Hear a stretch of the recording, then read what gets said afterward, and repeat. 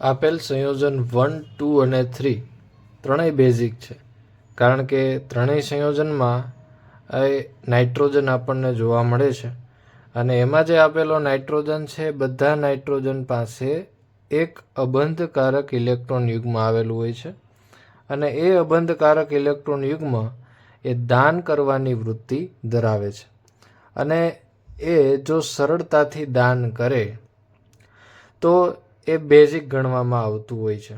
બરોબર છે. તો જેમ નાઇટ્રોજનની ઇલેક્ટ્રોન દાન કરવાની વૃત્તિ વધારે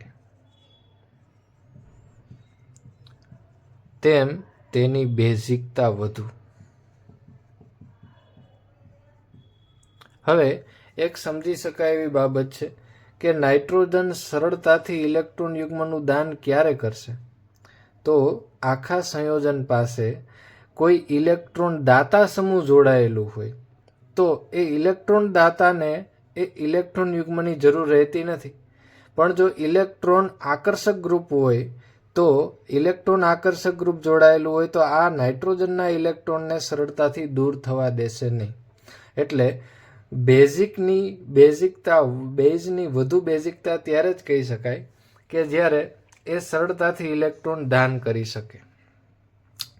હવે અહીં જે જોડાયેલા ગ્રુપ છે મિથાઇલ ગ્રુપ છે, આમાં 2 મિથાઇલ ગ્રુપ આવેલા છે, આમાં 1 મિથાઇલ ગ્રુપ આવેલું છે. તો જેમ ઇલેક્ટ્રોન દાતા સમૂહ સંયોજનમાં જોડાયેલું હોય, ઇલેક્ટ્રોન દાતા સમૂહ મતલબ કે નાઇટ્રોજનના ઇલેક્ટ્રોન સરળતાથી દૂર થઈ શકશે. તો ઇલેક્ટ્રોન દાતા સમૂહ જોડાયેલું હોય તો ઇલેક્ટ્રોન યુગ્મ સરળતાથી ગુમાવી શકે અને જો સરળતાથી ગુમાવી શકે તો બેઝની બેઝિકતા વધુ એટલે કે વધુ સ્ટ્રોંગ બેઝ હોય.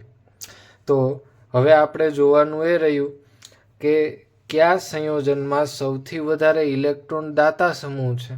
તો આપણે જોઈ શકીએ છીએ કે ત્રીજા નંબરનું જે છે એમાં 2 ઇલેક્ટ્રોન દાતા સમૂહ આવેલા છે, તેથી તે વધારે બેઝિક ગણાશે. ત્યારબાદ પહેલા અને બીજાની ગણતરી કરીએ તો આમાં ફક્ત હાઇડ્રોજન જ આવેલું છે, જ્યારે અહીંયા એક મિથાઇલ સમૂહ આવેલો છે, એટલે પહેલા કરતાં બીજાની બેઝિકતા વધુ છે. તો આ થયો આપણો બેઝિકતાનો ક્રમ.